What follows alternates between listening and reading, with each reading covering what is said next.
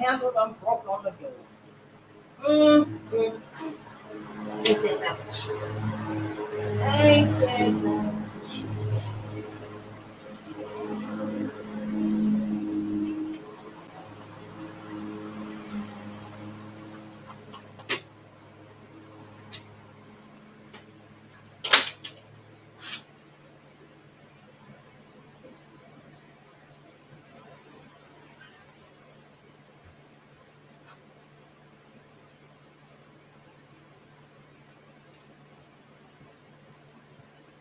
Yeah, I'm going out there and getting me some of that shade grass. I sure am.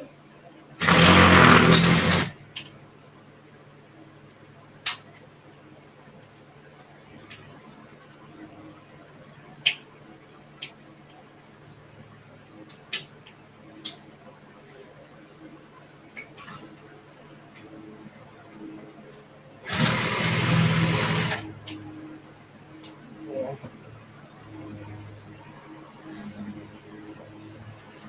Thank you, ancestors.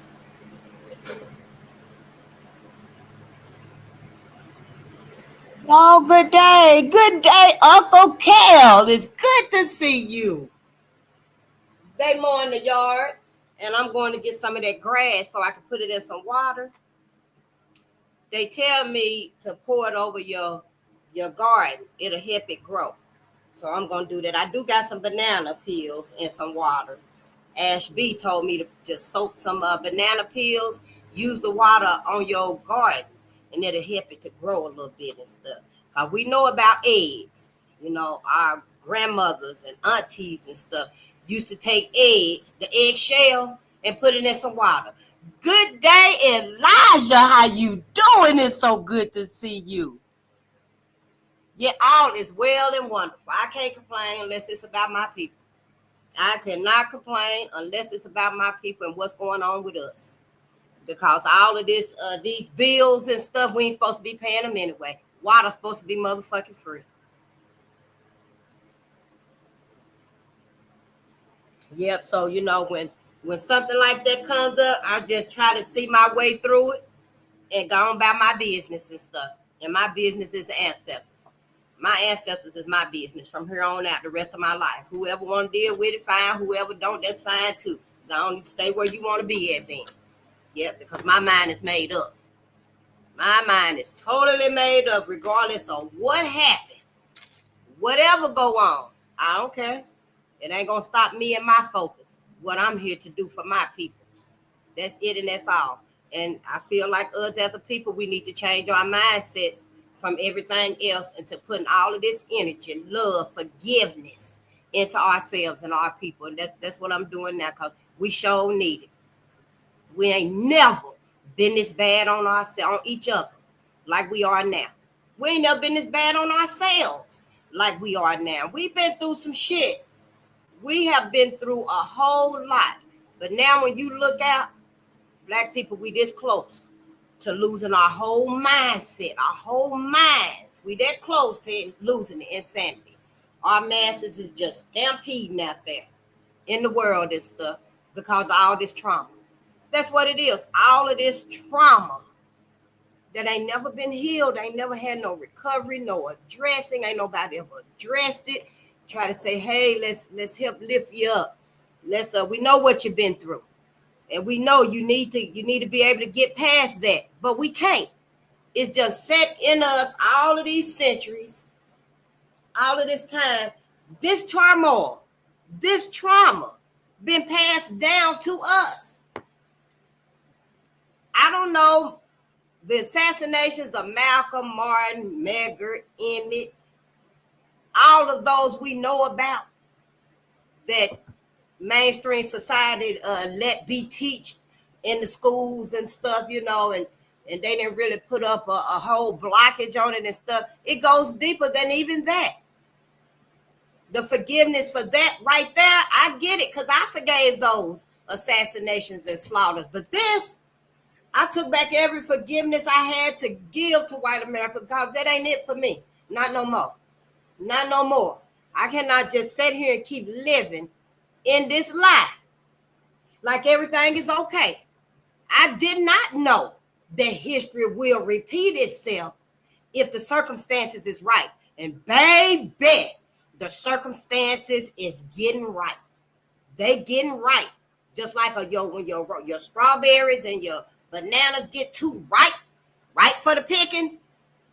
Yeah, it's soon to go way back. They ain't taking us back for nothing. They ain't just taking everything back for nothing. It's got to be an end goal to all of this. It ain't been extermination because they ain't been able to get rid of us. Baby's kid, the movie that was in the cartoon, they're right there, yeah. They ain't been able to get rid of us. So now, let's just take them back. Take them back where we had them at and do with them as we want again, I guess. White folks seem to be under the impression that they can do what they did in the past and it's going to be okay, but it's not. I don't know if they figured that wait a little longer. Most of us older ones, you over 50, then yeah, you especially. You over half of 100, then I'm talking to you especially, like myself.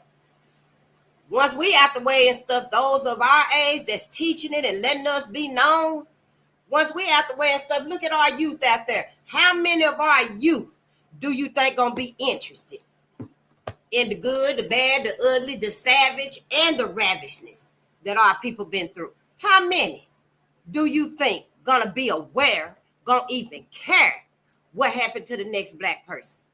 It ain't gonna be many. In that case also, in that scenario also, it's gonna be the critical thinkers that's gonna have to keep that focus. And they gonna be there because we got some young ones now that's learning the knowledge and they got the sincerity. However, the longer the time passes, the more people that they won't resonate, have an attention span or interest in what them critical thinkers are saying. They not. And once all of that right there cooks up and overrots or however the fuck it's gonna be, then that's when we'll see. Either from there or there, wherever you think you going and stuff. I'm going to the afterlife. I'm gonna watch all of y'all asses.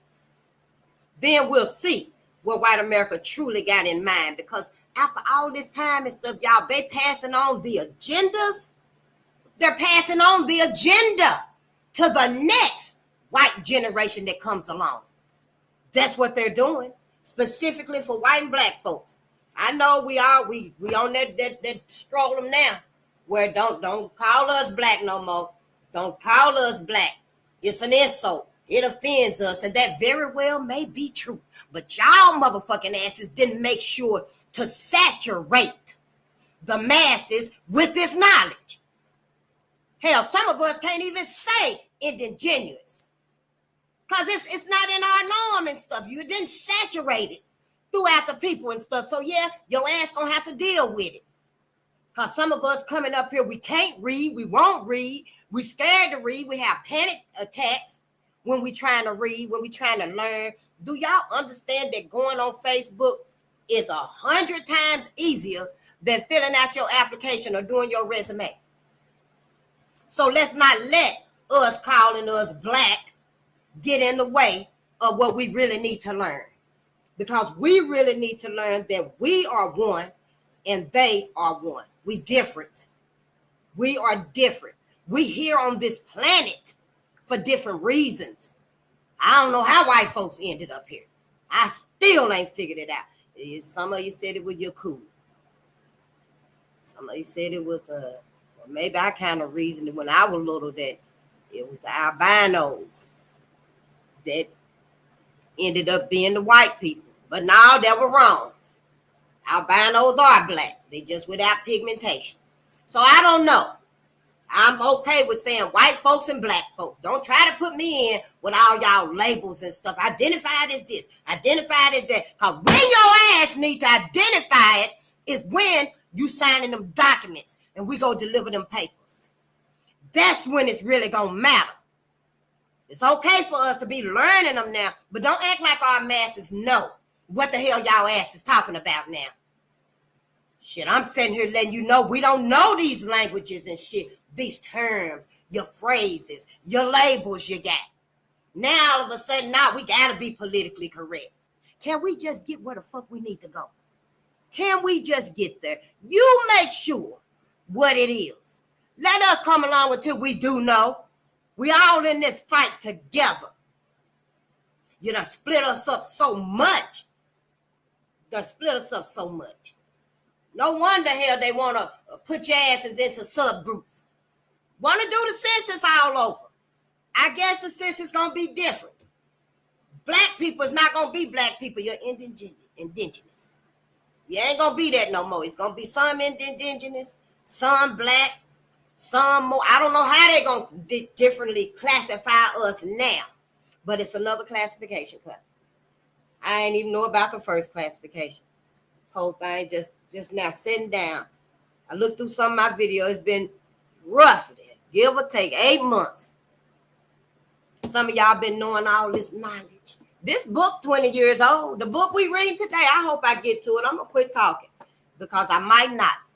But all this knowledge, now all of a sudden everybody want to jump to the front. It's this way, it's that way. Wait a minute, where the hell was your ass at during the saturation process? Making sure you already knew.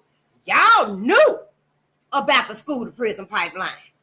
You knew that it was hard for us to get the knowledge we needed. And you didn't do nothing. Now all of a sudden that the awakening is happening all over. Yeah, I'm so hungry I was eating. Yeah. I go fucking try to get a piece of chicken somewhere. But I digress. I just eat my cranberries, trail mix and stuff. But you didn't make sure we got the information, the knowledge. We behind now. Our masses is just stampeding. You got to do something about that right there. You got to do something. The only ones that can do it, that can get out there in our communities, is those with that testicular fortitude. If you're scared of our people and stuff, whatever city you in, the city you in, you know the heartbeat of your people in that city. And you know it's beating hard and fast because here they just running them up. Just trying to be the biggest, baddest white portrayal that they can. And white man ain't even really trying to be his beastly self.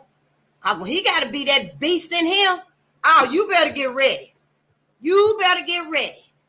Because when that comes out on him and stuff, everybody going to be looking like, nah, we could have never did these things. Couldn't have never did them. So, yeah, you better get it together and get out there in your community. You a man. You the brother. Be the big brother. Go out there and let them know. Start making your presence known. New Era Detroit do it. Y'all the ones. We too. Me too. Because I've been asleep for 43 years. I ain't known nothing. Sure ain't, because I would have been somewhere where I would have been learning and I would have been knowing. But that's beside the point. We all know I done failed everybody. I failed my mama, my daddy, my grandmama, my granddaddy, my great-grandmama, my kids. I failed everybody, my aunties and uncles. So, yeah, don't even try to put me in with the shit and stuff because I failed a long time ago. But y'all, I didn't make it to none of the pinnacles. You made it to the educational pinnacle, the financial pinnacle, the religious pinnacle. You made it to all of them pinnacles up there and sat your ass down and didn't do nothing for black people. Now everybody's sitting back looking. Oh, yeah, ain't nothing we can do with black folk. Ain't nothing we can do with them. Gonna leave that up to white America. You're gonna leave that up to white America on how to handle black people out here that's done. We too restless. We so restless. Physically, mentally, spiritually, we restless. We ain't got no more to give. We just looking for something. Something that can resonate with them and stuff. Take them something. That's your brother out there. You know where he at. Gas pass him every day. Tell him you're going to fix him a meal. He got to come and eat. His ass got to come and eat. Start off small with it. I don't know what you're going to reach down and get for him. For your auntie and stuff. She might be where she need Betty before X. I don't know. You might need to go something a little bit harder because she been through struggles out there and stuff. Do something, Black America. That's all I'm saying. I'm like, damn, shit. You waiting on white America to solve this problem that we got within us because of white America. And I'll go back to white America. Get your asses away from them. Get the fuck away from them. Go to work. And now in jobs and stuff, honey, it ain't even mostly white folks no more. It's mostly other people, Mexicans mainly. But I digress. Get away. Go back to your own people. Do for your own people. Go to work and go home, honey. Go to work and go home. I don't know what to say to us to let us know that this is the last opportunity. Ain't no more chances after this. Not for us. And if we're going to leave this down to our babies to wake up and save us, get us from under white America, get us to stand on our own and stuff, how long is that going to take? How long is that going to take? Because you're going to have to fight Shay Shay. You might have to fight Ray Ray. Yeah, to get them to this little bitty book right here. Ain't no threats in this book, but it's just the attention span is gone. The focus is gone. The toleration for us is gone. At some point, we knew that our generations forgot about us. After Malcolm and them, we knew that they threw in the ball. They threw it down. We done. We done. We ain't finna put nobody else up here to teach us, lead us, mentor us, show us the way, give us the messages. We done. And somewhere along the way, we knew that y'all dropped the ball. Didn't nobody care. Same way that our youth today know that we dropped the ball because we ain't never had it. I ain't never had the damn ball. But I made a poem about a ball. But I ain't never had a ball. No, I didn't never have the ball and stuff. When I had roots, I thought that was it. I thought that would have really kept me, you know. I was so content with it and stuff. But after that, it wasn't no more balls. No, it wasn't. I don't know who took it. Somebody did. I digress. It was a long time ago. But when we lose that focus about us, y'all, that's all I'm saying. We lose our focus to live, to survive, to fight for Black people. What we done learned through the Bible, where I ain't throw your Bible across the room. Here it is right here. Here it is right here. I'm really serious. I'm going to learn it. I'm going to read it. I'm going to get all of them. There's so many Bibles.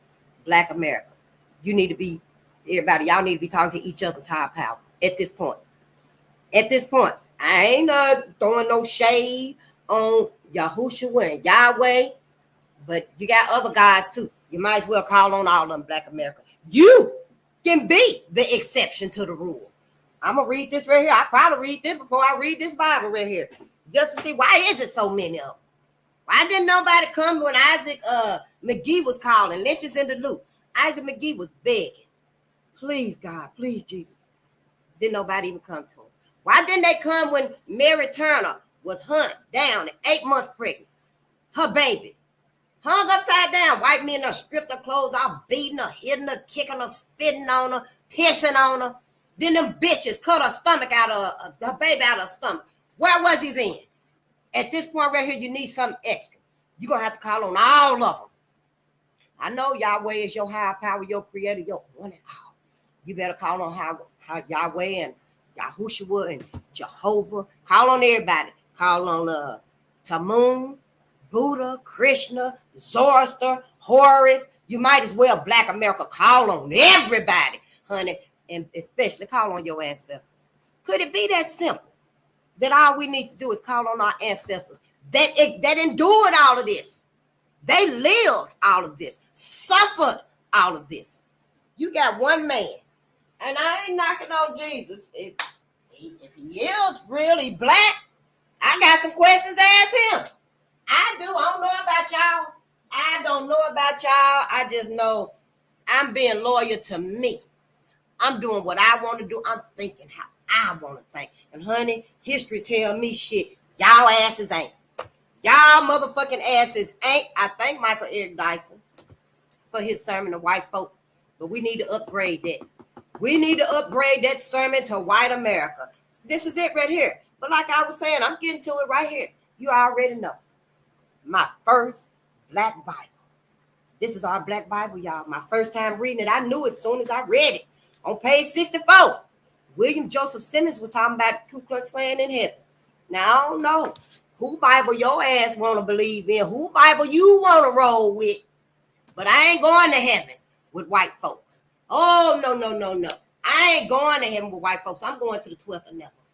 I'm going to the afterlife where I can ride on stars. I ain't going to heaven with white folks. I refuse to spend my forever, ever, ever, evermore, and eternity, infinity with white folks. Me? Hell the fuck no. Y'all going by y'all motherfucking self. It's in the books. This your Bible. This my Bible right here. My mama taught me don't kill, steal, and destroy. Yours did too. Your black mama just like my black mama. Your black grandmama and great grandmama were just like mine. Stop motherfucking lying because you failed her. You failed her and did what you wanted to do just like I did. But they taught all of us, you don't kill, steal, and destroy. You don't be taking other folks' stuff. You don't be doing all that mayhem and messiness out there in them streets and stuff. I didn't teach you like that. I need this for that. I didn't need it for that. It didn't resonate. When it didn't resonate, you were supposed to take it for what it was. I guess I used it while I was asleep. And just hell, I just keep it under my arm like this and stuff. But because my mama and them believed in it. So it did have its worth. But now you got new knowledge. It's new vibes, new frequencies. Everything is pulling you, Black America, to something else. Instead of your motherfucking ass going to check and see what something else is, white America going to look and see what something else is. You got to wake your motherfucking asses up because this is your last opportunity. You going to get it's deeper than life here. You got to be concerned about your afterlife, baby. You sure do, honey. You're going to get your ass in heaven, and it is going to be as above, so below. Yeah, we might not read today. I'm sorry, Dr. Claud. I'm long-winded. I'm trying to catch up 43 years of not knowing nothing. Y'all going to get y'all asses in heaven. They in heaven, too. You see them white men right there? That's your black Jesus right there. If you want to believe in Jesus. Why you don't want? You got 100 years of them right here. 100 years. And do you know, Ida B. Wells' book, we might have seen one, maybe two names that was in this book right here. But the rest of them, no, in the back of this book right here. It's so many names in the back of them. Well, what was it? The Equal Justice something, the EJI. Yeah, that was doing all the Southern Poverty Law. Them two, one of the other. All them names and stuff from slavery, Jim Crow, and all of that right there. It was like 4,000. It's way more than that during slavery and stuff. It was way more that lost their lives and stuff. Oh, you got black Jesuses. You got black Jesus, honey. You sure do see white America just done fucked your mind up. That's what they did to you, to me, to my mama, my grandmama, my great-grandmama. I feel motherfucking betrayed by it too. I sure do. That's why, yeah, I ain't got no mercy. I sure don't. Whatever the ancestors deem to measure out, then, hey, what the cup said, let me get out the way. I don't want none to spill on me. I'm just saying for me. And, honey, that ain't I ain't been wishing harm on their ass. That's a debt that must be paid. The same way we keep being urged and prompted to wake up, stand up for ourselves. That's the same way white America been prompted to do right, to right this wrong. Pay your motherfucking debt to what you did. Now, I know the ancestors, they don't resonate with y'all. They ain't high on your loyalty list because your ass don't stand for nothing. That's why. Your black asses don't stand for nothing, following every trend white folks got. That's what you stand for, propping white America. Propping white America. What the fuck? What the whole entire fuck? I mean, y'all motherfuckers, yeah, you ain't taking me with y'all. You ain't finna sway my mind to go to heaven with white folks. Soon as you get over there and see all that cotton and stuff, I bet you keep right on going, won't you? Your motherfucking ass won't even turn around and fly back the other way with your wings. You won't even do nothing. You just gonna keep right on walking through all that cotton and shit right on up to them pearly white gates. That's white folks' vision. Them pearly white gates is white folks' vision. Just like this illusion of inclusion that your ass, I thought we were included too and everything. Motherfuckers, hell, I thought, yeah, we all equal and stuff. No, we ain't. No, everything is white folks. When you get to heaven, it's going to be the same thing. They even done told you, Black America, they told us and taught us that all of our treasures is being built up in heaven. Taught us that our treasures is being built up in heaven. We gonna get it when we get there. Honey, none of it makes sense to me. I couldn't connect the dots then and stuff because I was so brainwashed. But I knew I didn't want to sit up in no church. And soon my mama said, Face, you ain't got to go. Then I was like, oh, thank you. If I knew how, like that, I would have been cooking everybody breakfast, fresh squeezed orange juice. I'd have run out there and wrung that chicken's neck myself. And made you some pancakes and eggs and chicken or whatever. And Dr. Layla said, you're sitting up there, you're eating ass and pork and all that bullshit don't even go together. But I digress. That was a long time ago. But yeah, it was because of that I ain't brainwashed by the Bible. I ain't even read it. But from what I do know that y'all been talking about, you were supposed to read between the lines of the Bible. Y'all been memorizing it. Everybody been memorizing it. My mama memorized it. My grandmama, my great-grandmama memorized it. If anybody did resonate and realize that, hey, we supposed to come out from under these people. Who the hell you think it's talking about then? If this book about you, Black America, then who else is it talking about? White America. Hello? The other immigrants and stuff basically just got here. Well, you know, Chinatown and Koreatown and the Mexicans, they've been here for quite a while now. But as far as white folks being here over us, oppressing us and all that bullshit, enslaving us, other people, you just say their asses just got here, built up their empire overnight. So this right here, yeah, it's about black folks. It's about white folks. Why y'all didn't, you were scared to go against your pastor? Pastor, why you not telling us the other parts of the Bible where it say, come out from under them, get away from under white folks? Why we not in church talking about us as a people? All this forgiving and giving your ass all our money and shit. Why didn't somebody, what, is that why we didn't bring up what these invisible passages mean? And they ain't invisible. They right there on the paper. Now, it didn't come out and say slavery was in heaven. But it did say as above, so below. And you know it. So I don't know what the whole narrative, brainwashing, traumatized, indoctrinated bullshit mindset y'all still in. But you better get your asses out of it. You better get your asses out of it. I don't know. Everybody need to tell y'all, Black America, you sit up there and memorize the Bible. And then think you so goddamn smart. But you done sit here and memorize the Bible when all you had to do was read it one time. What you should have been understanding and pondering over is come out from over her, under them. Your baby shouldn't procreate with their babies. Your son shouldn't be with their daughters and all of that. I ain't never read it, but I know what it is, what it was saying. Then it said, Babylon must fall. So don't act like we surprised by what's happening. Malcolm told you roosters come home to roost. All of these little messages. Maya said when somebody show you who they is, believe them. They were talking about white folks.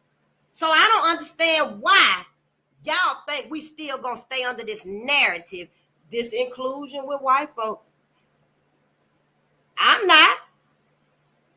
I refuse to. And if it's some of y'all out there that feel the same way, you need to know too. You ain't got to spend your ever after with white folks. I don't plan to ever see another white person in my whole afterlife. Once I leave here, I'm going to the 12th of never. I'm going to the 12th of never. It ain't just hell and heaven. That's for white folks. That's for white folks. Now, evil black folks that resonate like white folks, they're going to end up with white folks in hell. Yeah, that's white folks' vision. You can keep that hell vision if you want to.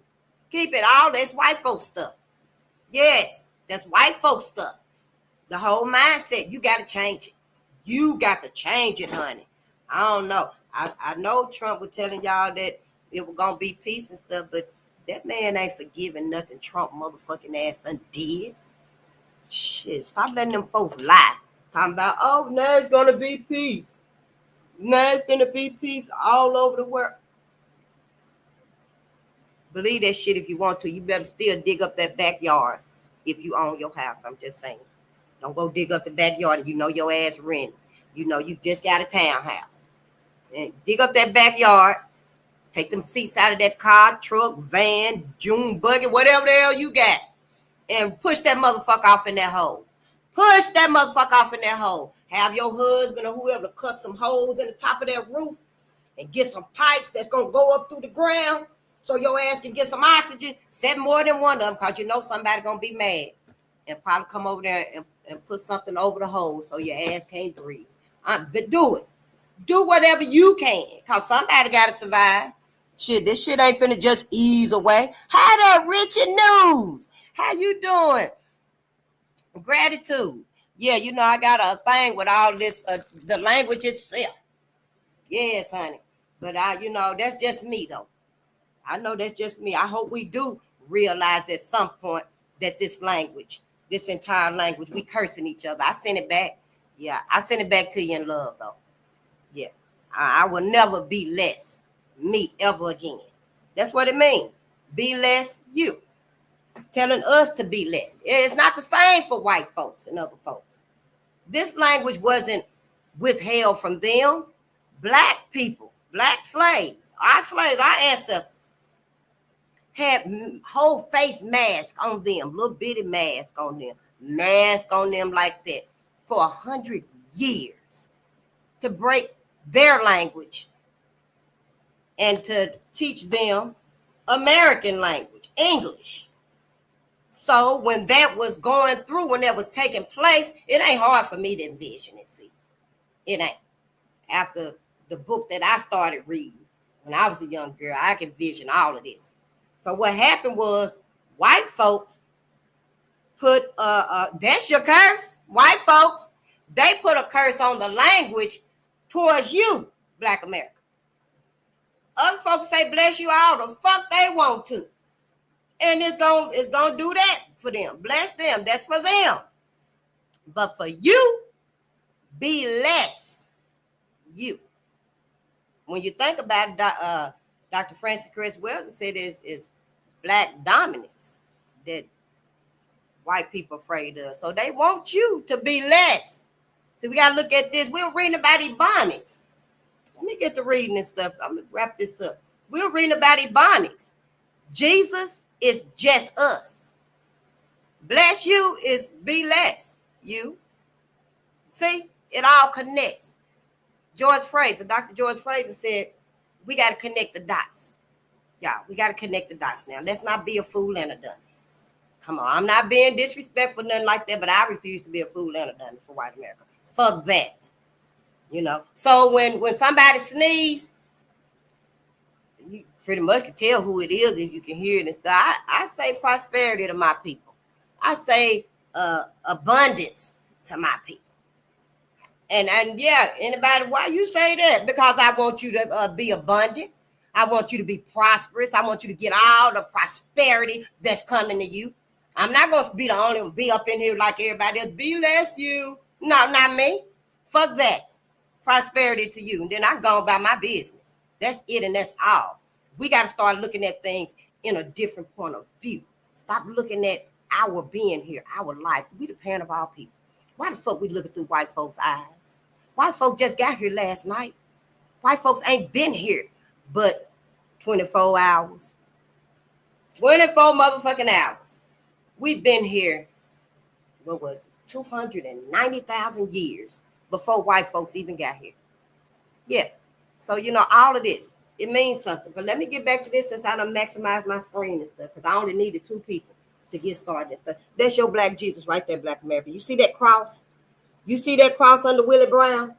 Do you see the cross under Willie Brown? Now, for fearing that you blaspheming and stuff, because you finna seek the truth, ask your higher power. Can you really seek the truth? Your higher power know you're a black man. It knows you're a black woman. Your higher power knows what you've been through. Ask them, can you seek the truth? And it's gonna alleviate. It might take a little time and stuff, but keep asking them, keep thinking about it, keep it on your mind. Because if you just say it, they know you ain't true. They know you ain't gonna do the work you got to do. But if you really want it, ask your higher power, can I seek the truth? I really need to know, where am I supposed to spend my ever after? Because, honey, baby, child, it ain't in heaven with white folks. I promise you, it is not in heaven with white folks. When you get to heaven, they're going to clip your motherfucking wings. They gonna clip your wings as sure as they broke your ass on earth. Yep. And I'm just saying in heaven, you ain't got nobody. We all know that. I just say your wings because we do entertain the thought that we are angels going to heaven. Yeah. But yeah, this is Willie Brown, and all these white men right here lived it out their life, had babies, grandbabies, great-great-grandbabies, businesses, empires, travel, went on vacation like they ain't been in none of this. Taught these stories to their children and grandchildren. They passed it on and stuff. It's still being passed on here. Why you think you still see them out there? Why do you think you still see them out there? They pass it on, and these people right here is very well in heaven too. Yep, heaven is theirs. Hell, I know if black folks had a created heaven, hell, we'd have had a back door on the pearly white gates. It would have been a back door, maybe a window or two. You would have seen flowers and rainbows in the sky and stuff. Look at any picture. Well, when I used to look at them and stuff, I don't even entertain myself with it no more and stuff. Cause by now they probably got a slide in heaven. So you'll think that, yeah, heaven is what we said it was, but it ain't. It ain't. Heaven got one pearly white gate, the door. One gate, one way in and one way out. This book right here, this man, William Joseph Simmons, said that he seen Ku Klux Klan. It was his vision. Galloping in the sky. On horses. In heaven. Yes. And we already know. History teaches us that white folks said that shit. If we do go to heaven, we're going to be serving white folks. It was in Robert Sadler's book. We read it. So why your mentality still thinking about heaven? Oh, wait, honey. Yeah, see, that's why I'd rather stay by myself. I'll go the long way around. No, I don't want no ride. I'll walk. I don't want no ride with y'all motherfucking asses because you ain't thinking. You're living for white folk. Like you can't even live your life without it. Y'all act like you can't live your life without white America. And you probably ain't going to want to live your whole afterlife forever and ever and ever without white people. Face no. Don't say it. Oh, don't get mad at me. Don't motherfucking get mad at me because you still supposed to be reading between the lines. But I digress. We're going to read just a little bit anyway because, yeah, I did start rambling and stuff. But, yeah, honey, once I seen that and stuff, I was like, I knew it. I knew that man ain't forgave nothing Rumps done did. Yeah, you're drunk for however you say it and stuff. You know who I'm talking about. Tell them kids. That's why we in all this bullshit right now. Black folks done sit here and got ourselves caught in 2 wars at one time. Ooh-wee, honey. Yeah. The copyright disclaimer under 107 of the Copyright Act 1976 allowance is made for fair use for purposes such as criticism, comment, news report, teaching, scholarship, and research. Fair use is a use permitted by copyright statute that might otherwise be infringing. Non-profit, educational, or personal use tips the balance in favor of fair use. Because, honey, baby child, we don't know if a meteor or a motherfucking missile gonna come through this motherfucker. You better dig that yard up. Yeah, better tell. No, you can't get in, Ray. You can't. Give me the babies. Give me the babies and the elders. I don't know. You better have a plan, Black America, because something gonna hit this motherfucker again. Watch it. I'm just saying, white America done too much. We can't stand up for ourselves. We can't. We trying now. Little tiny communities. We starting small, but we trying our best to get up. Yes, honey. And the ancestors know it. Cosmic energy knows it. Mother Earth know it. We can't get up. We too traumatized. White America done traumatized us too much. Yep. And ain't it a coincidence? It's so ironic that the rest of the world pissed at America too. Woo, y'all. White folks, you should have did right by life. Why you had to be the only one? The only one out of all the groups of people to dominate everybody, everything, planet Earth, cosmic energy, the stars and the ethers and stuff. Why you have to do that? But that's all right. I ain't even got to know the answer. I ain't got, because it's all over for you. Planet Earth want to go back to all black. Want a confirmation, judgment on their asses. Mother Earth want to go back to all motherfucking black, baby. So what happened was cosmic energy the ethers, wanted to be. It wanted to live life on Earth. It wanted to experience humanity. See, life is different on different planets. Life is different. On this planet, we need flesh and blood. On this planet. So to be alive on this planet, to experience life, cosmic energy became a black man and a black woman. So in other words, you is God and you are goddess. I am goddess. We have God rent. We don't have kids. Kids is baby goats. Now, white folks do got the animal DNA in them. It's been proven scientifically. Don't ask me. Don't ask me. God damn it. When I find it, I'll share it. Look it up yourself. White folks do got animal DNA. Black people got plant DNA. Because when cosmic energy wanted to live on Earth, I don't know if it came down as a star and it spread out on planet Earth, we did hit the dirt. But we became flesh and blood. Flesh and blood. White folks, they got flesh and blood. Animals do too. Animals got flesh and blood. Come here, Davis. Davis got flesh and blood. I'm just saying. They motherfucking different. They ain't gonna never change. All they gonna do is pretend against Black America. You, the parent of all people, you gotta get ready. You must get ready, Black America. Because if you don't get ready, you're gonna end up with white America. And you ain't gonna know why. You're not gonna know why. It's like the movie Passing, about the black woman that was so light-skinned that she could pass for white. And she was able to get all the luxuries, the vacations and stuff. But her ass was so miserable. She had to sit there and listen to them motherfuckers just talk about and plan on and just rage on black people and stuff. Yeah. Don't set yourself up. This is the time right now for us to wake the fuck up. Yeah. I like to cuss. I like to cuss. I ain't violent or nothing like that, and I ain't trying to disrespect nobody or nothing, but I like to cuss because I ain't cursing y'all. I'm not cursing you. I'm not telling you be less you. Oh, good death. Good death, my brother. I don't do that bullshit. That's why I'd rather stay by myself. Because when I do be out with us, I will get to saying that shit. Then I'm like, oh, hell no. I'll stay by. Never mind. Just fix me a plate. I'll come through and get it. But I digress, y'all. Let's read a little bit. So we read Powernomics, the national plan to empower Black America. And you know I'm learning some things I never knew either. Coalition building, ethno-aggregation, vertical integration. We learned about the three major impediments, the three major challenges against us. And this 20 years ago. I'm 20 years late, which means Black America, y'all ass is 20 years late because you were supposed to have been taking this right here, baby. And you were supposed to have been using this. We were supposed to already have our Black political party. All you had to do was revive the one that we used to have. What was it called? Our party? I'll have to look it up and stuff. All you had to do was revive that, use this plan right here. This is it. So everybody motherfucking late.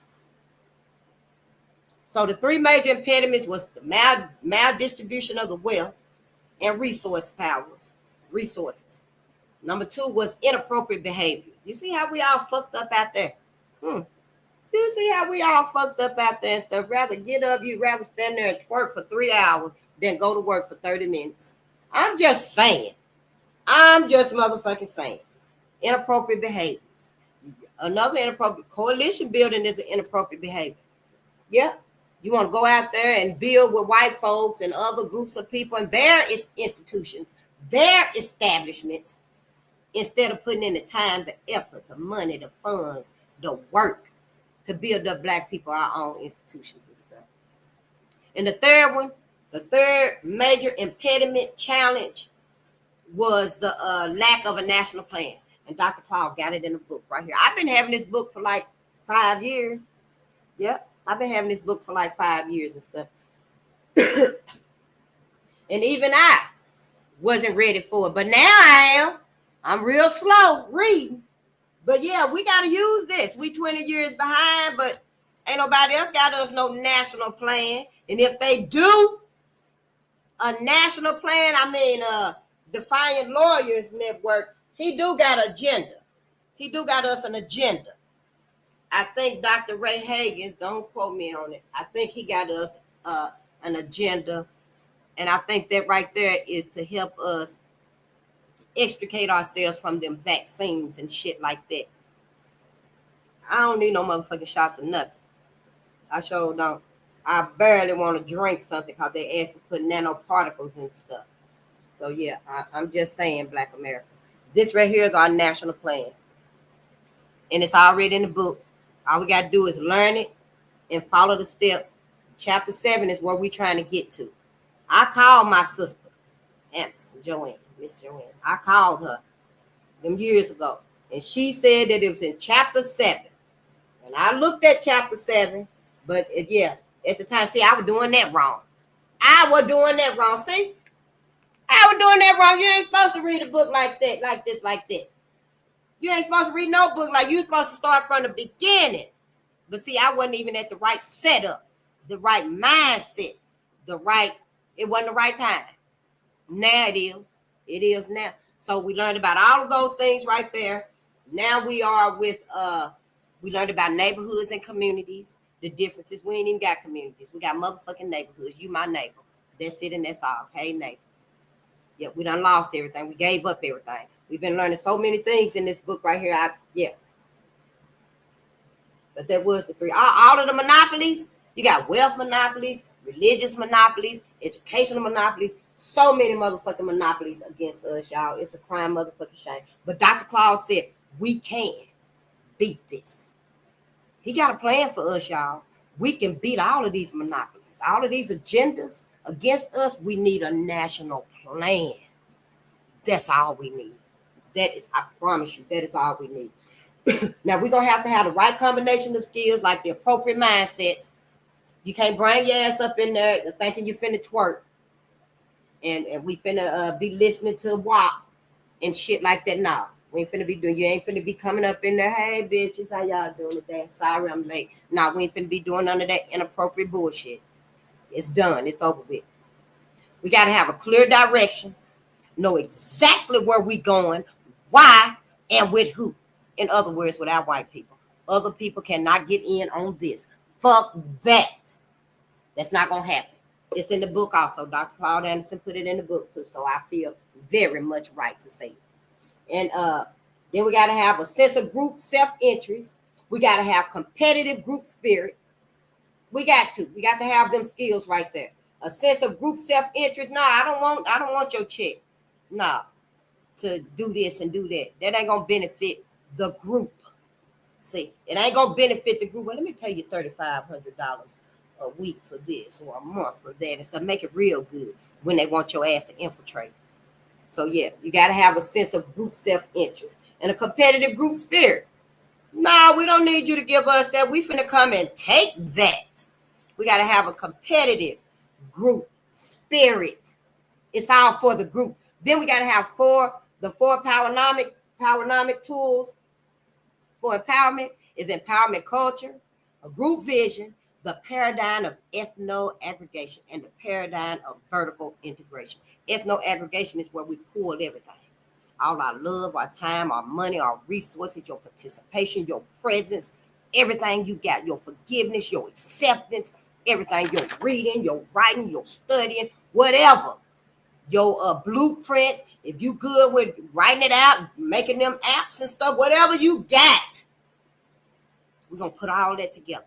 Even your daycare.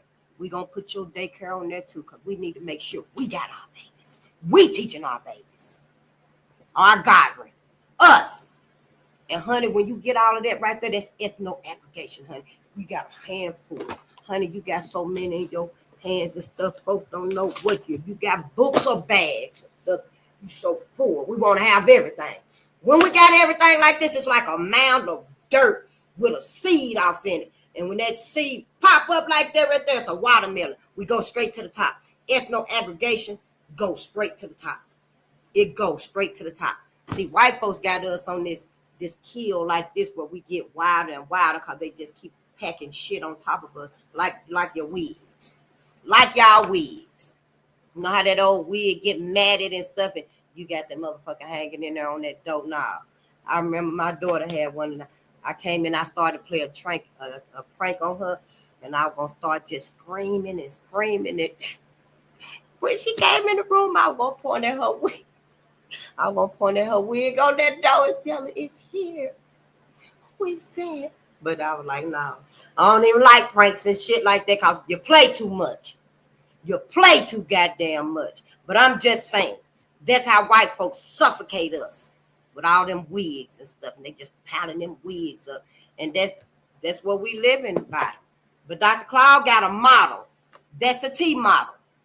That's the T model. This is us down here. White folk just keep piling wigs on top of us. Piling wigs. Wigs, wigs, wigs.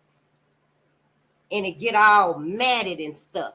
And they throw a little water down there and it get matted and wet. Then that gluey stuff that you use to stick it. All of that is what's in that bottom part where white folks is on their way to the top. With Dr. Claud Andersoon, we on our way to the top. He done flipped the T. He done flipped the T. I can't wait to draw it out and stuff so we can see it clearly. Because it's a vision. It's a vision, y'all. And it's just for us. So, yeah, you know, I love us. And I thank Dr. Claud Andersoon. I cuss out every motherfucker that sat there. Yeah, we can stop him like this. But when you go down there and buy all these books, leave maybe 20 or 30. Now leave like 100. But we're going to buy the rest of them. Here, let me write you this check out. Motherfuckers. Yeah. See? Ancestors going to get your ass too. Because see, all of this ties right back to your ancestors. It ties right back to this right here. Everything does. Yes, it do. I don't care what nobody say. Fuck the dumb shit. It ties right back to that right there. Willie Brown, John Hartfield, all of them. Emmett Till too. Everybody. Yes. Black America and its schools. Woo-wee. Y'all knew about the school to prison pipeline. Dr. Carter G. Woodson said in the Miseducation of the Negro, blacks are the only group of people who take their most precious possessions, their children, and ask their oppressors to educate them and to mold and shape their minds. We the only ones that do it. Yeah, we see other kids in schools and stuff too, but they different. We talking about us. We motherfucking talking about us. They can let them teach their kids if that's what they want. We the ones that should not let them teach our kids and stuff. See, our children, our godly. It's easy to fall back into that language trap. That's all it is, a motherfucking curse. That's all it is. Today, blacks are totally dependent upon the majority society to prepare black children to compete with white children. White control of black schools presents a conflict of interest for the majority white society, whose primary interest is in its own children.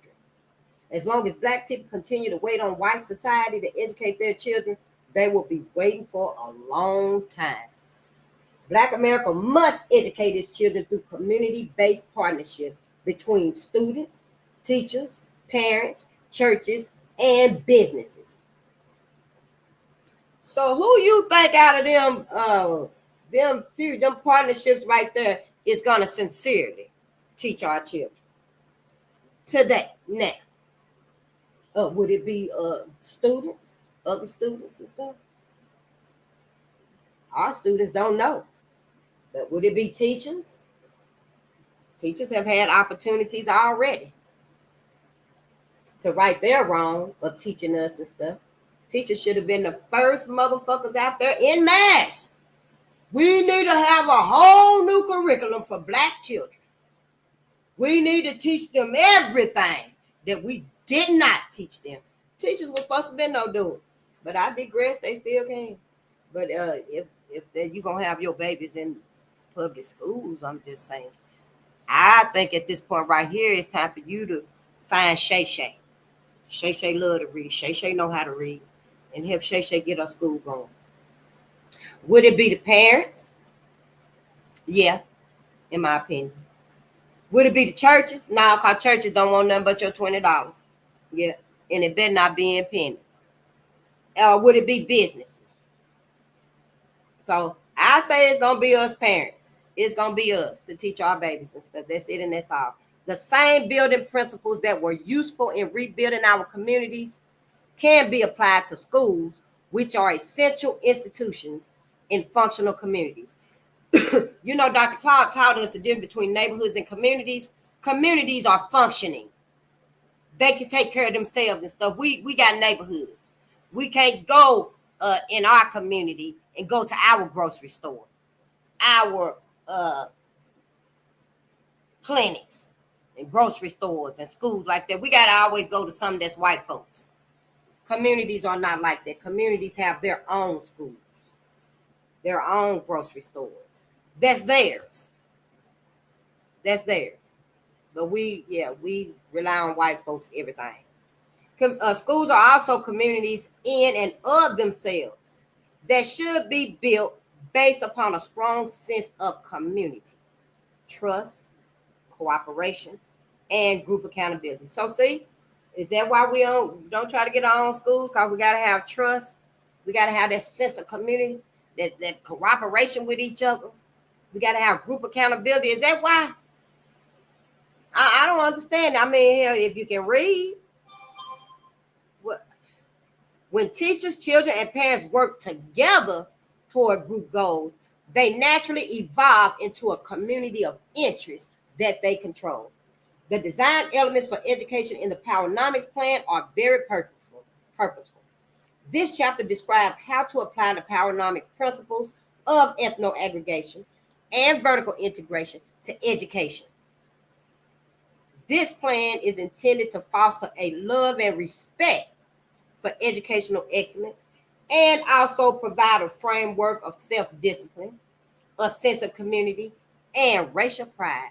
This framework places a premium on cooperation and harmony and is intended to foster strong and productive alliances between Black families, schools, businesses, public offices, civic institutions, and churches as we recreate them through Powernomics. And that's Black families, Black schools, Black businesses, Black public offices, Black civic organizations, institutions, and Black churches. Now, when he said that, he didn't mean to productive alliances with other folks. He mean alliances with us, with Black people, Black businesses, Black churches. And see, that's where we divide between each other. We hit that hard brick wall. Because now I'm not going to sit here and just preach about Black people and getting away from white folks and a Black heaven when I've been sitting here preaching for 45 years. I'm just saying though, yeah. Some businesses, oh no, we're not going to do it that way. Everyone must be able to join. Every people must be able to join this business. This is a business for everyone, face. So see, I already know. Yeah, I already know. More importantly, Powernomics creates an educational process that is specifically tailored to correct the historical weaknesses of our schools by linking them to a national economic and political empowerment plan. And see, white folks ain't got no business or benefit helping us to correct these historical weaknesses. That's what he called them, historical weaknesses of our schools. What does Black America need from its schools? Any plan to empower Black America must have the involvement of Black schools to prepare the human or intellectual capital that we need to carry out the plan. Any plan to empower Black America must have the involvement of Black schools to prepare the human or intellectual capital that we need to carry out the plan. Black schools.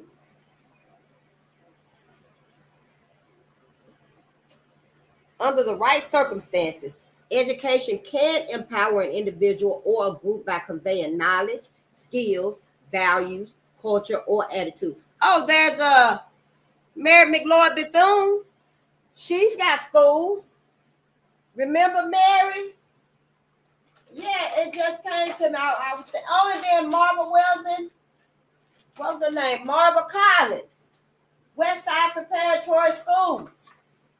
She's got, I don't know how they are today, if they've been infiltrated or redesigned, how white America love to do. But Mary McLeod Bethune, you know, she started her school $1.50. Mary McLeod Bethune did. Now she got like museums and I think she got schools and libraries and stuff like that. But I'm just saying, he did say black schools. We must have the involvement of black schools. Under the right circumstances, education can empower an individual or a group by conveying knowledge that we need, skills we don't have, values we need to learn, we done lost, culture that we done replaced with white folks, and attitudes that ain't got no motherfucking gratitude in. So yeah, you know, we need this as a group. It's okay individually if you want to do this, and white folks won't say a word if you want to, you know, use this for yourself. But we doing this for a group, for our collective, the black collective. Okay, we're not just doing this individually. If we are going to effectively deal with this nation's structural inequality and the inappropriate behavior patterns of some blacks, then schools must accept the burden of producing the human capital we need to achieve these critical objectives. The schools must accept the burden of producing the human capital we need to achieve these critical objectives. So in other words, that, to me, that's saying that schools, they came up and be like, nah, we don't want her in here. No, she can't come in. We need her to come in. We need her. This, she ain't but 9. Hell, what the hell you gonna be scared of a 9-year-old for? Her mind is still fresh. We still can read to her and get her attention with something. I'm just saying. That's what it means to me. That's what he's saying to me.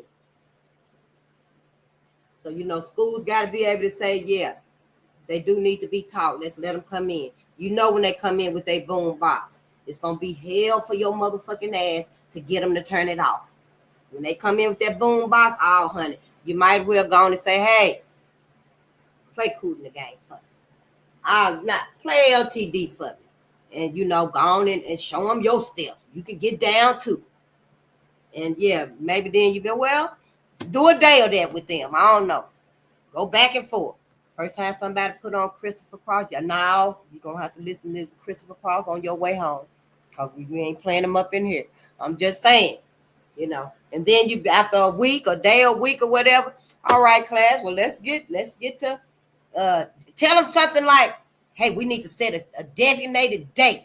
We could do it once a week, twice a week, just an hour longer, and we'll have our music time. But right now, we got to start reading Powernomics, class. Yeah, I'll start off reading, and we just follow along, and because you're going to have to do a lot of repetition. Understand that. You're going to have to do a lot of repetition. You're going to have to write stuff out. Get coloring pencils and markers and stuff. Make it colorful for them. So, yeah, you know, schools just going to have to, this is where we really going to need the patient set. You think folks out there talking about, that's why teachers need to be paid more. Black folk don't teach their kids. Now, I would never be a teacher. Look how they act in school. This is where your ass really going to need some patience, some tolerance, some creativeness to get them in our schools and stuff. And let them know. Everybody dropped the ball, didn't teach y'all shit. So now we is. Finna teach. Let them know. Your mind restless, your body restless, your spirit restless. Because white America, we couldn't teach you nothing. We had to keep the peace. I'll be honest with them. I'm just saying now. You know, I ain't saying to give them the attitude, yeah, I'm going to hit that bitch in her eye when I see it. You know, talking about white folks and stuff. Because we ain't violent. But we ain't finna ignore where all this trauma come from either. Showing the fuck ain't. I'm not. But I digress. Otherwise, we will have the blind leading the blind. If we are going to effectively deal with this nation's structural inequality and the inappropriate behavior and patterns of some blacks, then schools must accept the burden of producing the human capital we need to achieve these critical objectives. And the human capital, we got to have people. You can't do this with just 20 black kids. No, that ain't going to work. If you do that right there, you're going to have the blind leading the blind. Only them 20, it's going to be smart enough, have the critical thinking skills, I guess, Everybody else just ain't gonna know nothing and just telling everybody, yeah, come with me to heaven, so to speak. Nothing underscores racial inequality of power and health more than this nation's education system. Nothing, not even the wealth. Not even the wealth that we gonna get. But the education, see, without knowledge, without facts, you don't know who you are. You don't know what happened. You don't know where your people been. You don't know where your people going without knowledge, without education. And I didn't know the importance of that, or I wouldn't have got to the 11th grade and quit. I would have at least been like, oh, I can do it for another 9 months, or what have you. The question is, how can schools that are underfunded and ill-equipped produce Black children that are competitive with white children? We need an education model that meets and serves the specific needs of Black children. The test of a model is whether it empowers Blacks to compete in political and economic marketplaces. Nothing more, nothing less. Get this educational model. The test of a model is whether it empowers Blacks to compete in political and economic marketplaces. That's it, and that's all. Politics and money, economics, your consumer and everything. We don't want to be consumers no more. No. That's how white America used us. Empowering Black children is more than teaching them math and reading skills. It is more than preparing them for public sector jobs or high-ranking positions in other people's businesses, in other people's communities. They must know how to compete for wealth and power rather than poverty and acceptance, to produce rather than consume, and to be job producers rather than job seekers. For schools, preparing Black America to compete means removing the chains of inappropriate behavior and teaching them to see, think, and behave anew. For our schools, y'all, preparing Black America to compete, it means removing the chains of inappropriate behavior. Now, you can't come in with your boom box. Can't bring your boom box in today. You got to wait till the designated day that we chose. You can't even set it in the corner. Bring it here. I'll set it behind my desk. But since it's here, if everybody do good today, I'm going to play y'all one of my favorite songs. And they got to sit there and listen to one of your favorite songs. I bet they won't bring it back up in there no more when you get to playing,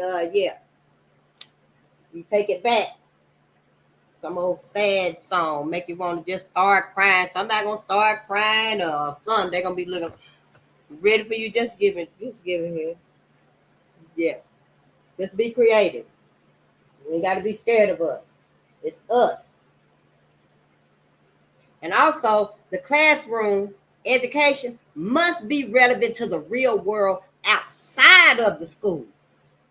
Out there.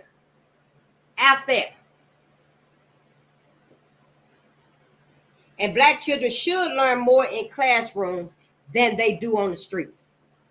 So when your children, your godchildren leave the classroom, I want to be a teacher. I always wanted to be a teacher. I'm going to be a teacher. And when they leave the classroom and go out there, they're going to know more in this classroom. They don't learn more than they're going to learn out there on the streets. Yeah, that's how you want your schools to be. But yeah, I would. I wasn't saying I'll do it. I want to. I like to read. Teaching is a whole lot. But the ancestors are letting me know, yeah, when you said it, you sure was right, face. But yeah, I always wanted to, when I was younger, I think that's what I wanted to be, was a teacher.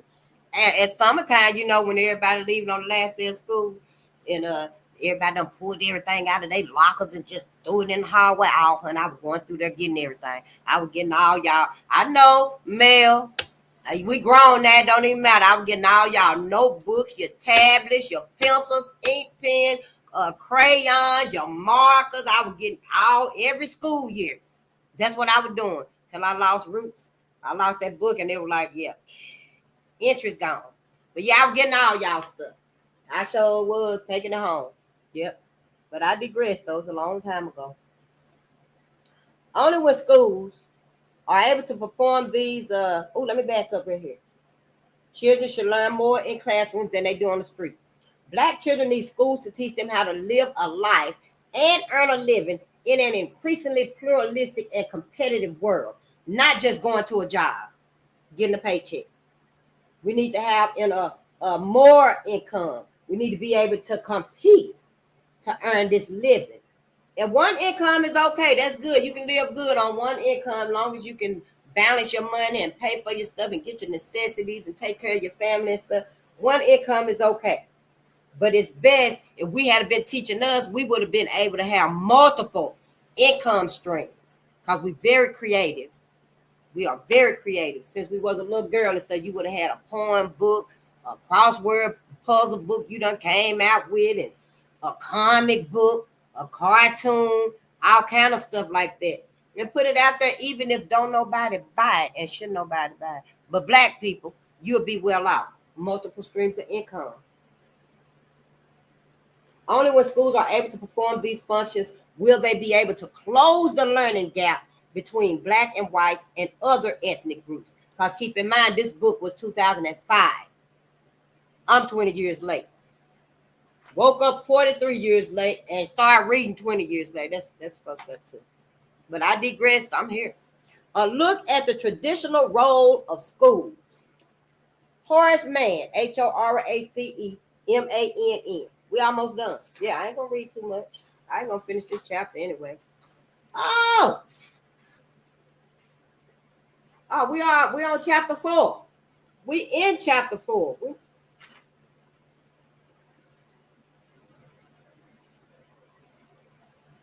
Oh, I think tomorrow I'm gonna back up and read that first page. Yep. I didn't read the first page. So did, but tomorrow I will. So just so you know, so you can take a day off if you want to tomorrow. I'm just saying. You ain't gotta come to class tomorrow if you don't. Okay, let's get on right here.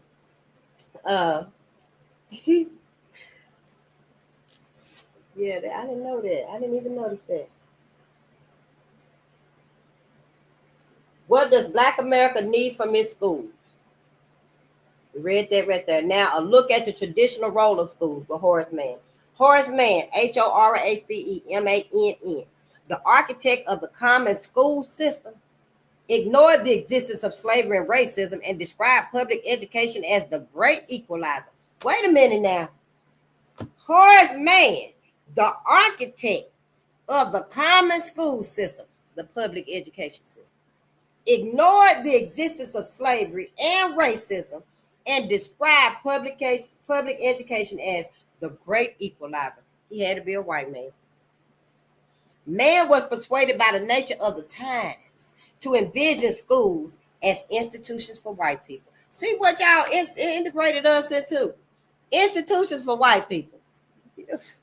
He felt that schools for the less privileged would provide them opportunities for social and economic advancement. Blacks eventually got access to public schools, but their treatment by the educational enterprise, which ignored their unique experiences and competitive needs, stands as a national disgrace. Your asses took us into, that's like, Muslims don't eat pork. That's like taking all the Muslim families, babies and kids and the elders, the children, into the kitchen to eat. And set them all down to eat, then your ass bring out pork. Your motherfucking ass done bought out pork roast, bacon, pig feet.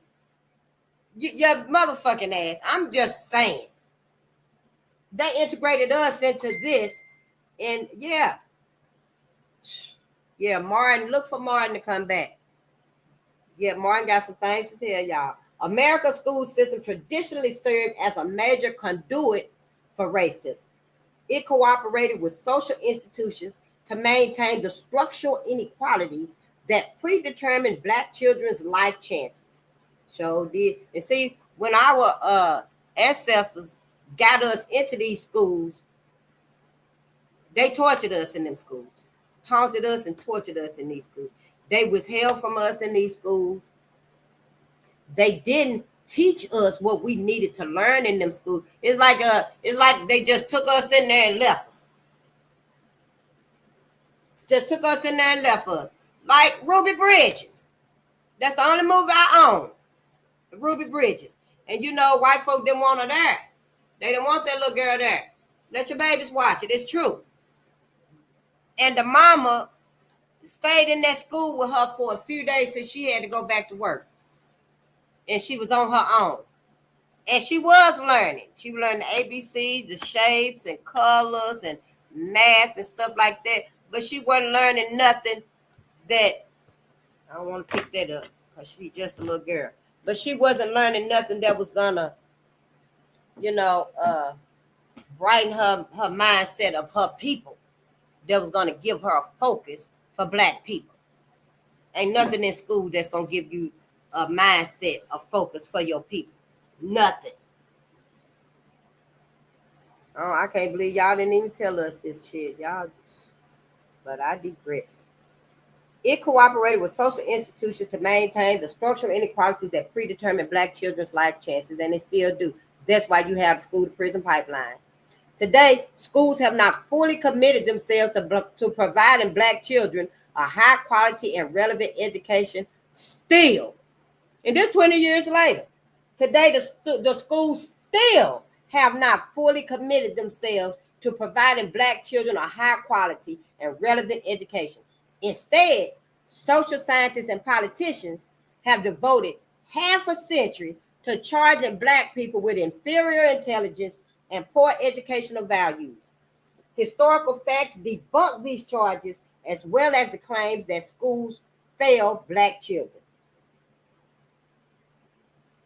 Historical facts debunk these charges that we have inferior intelligence and poor educational values. That shit ain't true. That shit ain't motherfucking true. White folks are some goddamn liars.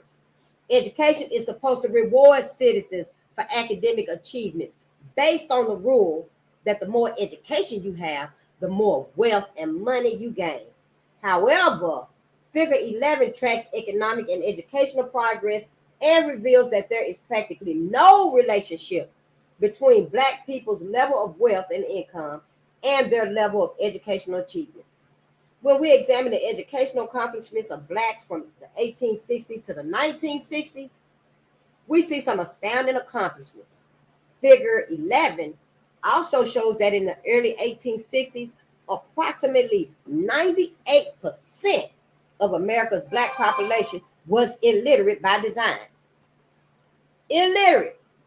That's because we were enslaved. We hadn't been free, physically free for 5 years. In the early 1800s, following the Civil War, nearly 25 million European immigrants came to America with the same illiteracy as the Black ex-slaves. Within the 30 years between emancipation and the Plessy versus Ferguson decision of 1896, Blacks cut their literacy in half, reducing it from 98% to 48%. And that was within 30 years, 3 decades. We undid the illiteracy that had kept us down and out of reading.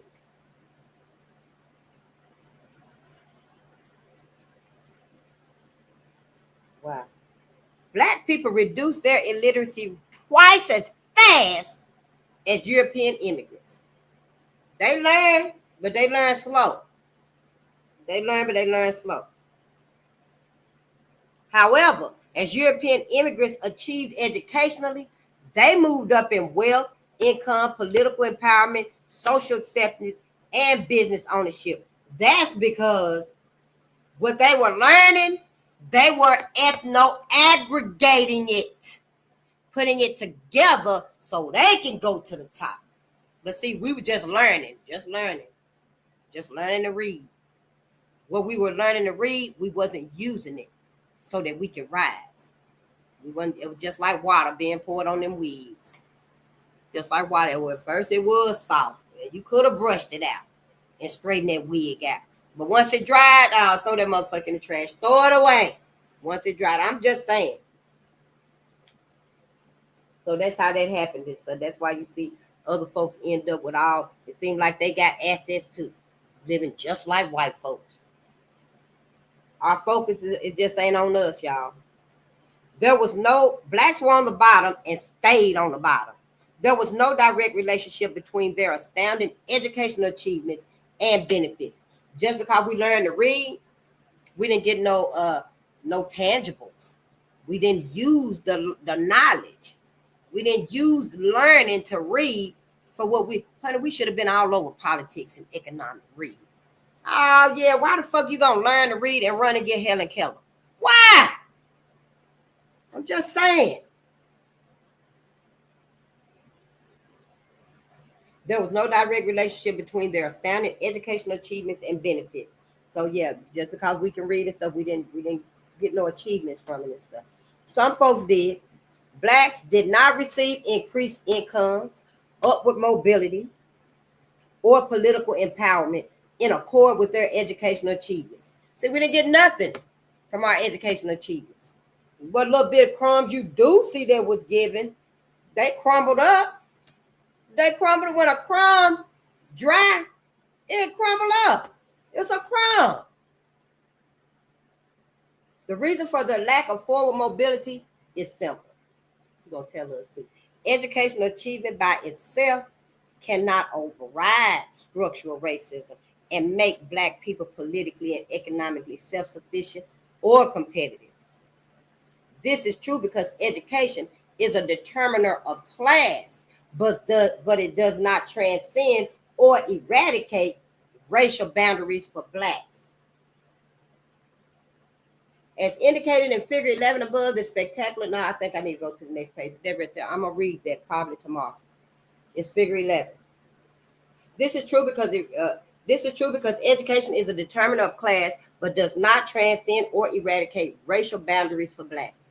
Even as late as the early 1950s, census data indicated that a white high school graduate earned more than a Black college graduate. A Black person earned only 54 cents on a dollar for every dollar that a white person earned. The white person earned a dollar, the Black person earned 50 cents of a dollar. The largest number of Blacks ever entered college and government service. The largest number of Blacks ever entered college and government service following the Black Civil Rights Movement in the 1960s. Yep, the largest number of Blacks ever entered college and government service following the Black Civil Rights Movement in the 1960s.